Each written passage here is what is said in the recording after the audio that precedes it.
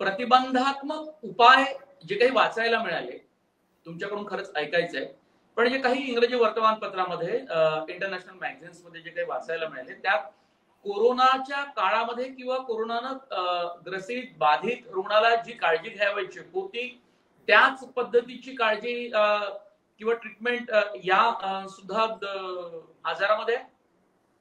एक लक्षात घ्या, कोरोना काळामध्ये जे प्रतिबंधक उपाय होते हे केवळ कोरोनाचेच नव्हते, तर हे शास्त्रीय उपाय म्हणजे आपण जे मास्क वापरणं, हात स्वच्छ धुणं, हे जे उपाय होते हे अगदी 100-125 वर्षापूर्वी इन्फ्लुएन्झाच्या साथी जगभरात येत होत्या तेव्हाही होते.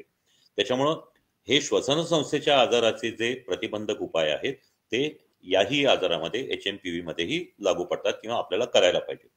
दुसरं, हॉस्पिटलमध्ये दाखल केल्यानंतरचे जे उपचार होते, एक लक्षात घ्या, फरक फक्त केव्हा पडतो की त्या विषाणूला, करोनाला जसं कुठलंही ते करोनाचा विषाणू नष्ट करणारं औषध नव्हतं, म्हणजे अँटीव्हायरल औषध नव्हतं, तसंच याही विषाणूचं आहे की याच्यासाठी हे नष्ट करणारं कुठलंही औषध, अँटीव्हायरल औषध नाही.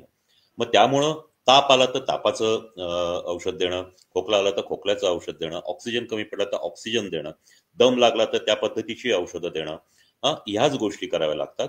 आणि पुन्हा एकदा हे जे संसर्गजन्य आजार आहेत जे एकापासून दुसरीकडे जातात, वेग काही असो, त्यांना आयसोलेशन करावं लागतं, क्वारंटाईन करावं लागतं. तर ह्या ज्या काही हे जे टप्पे आहेत हे सर्व प्रतिबंधक आजारांमध्ये पाळावेच लागतात, मग तो आजार कुठलाही असो.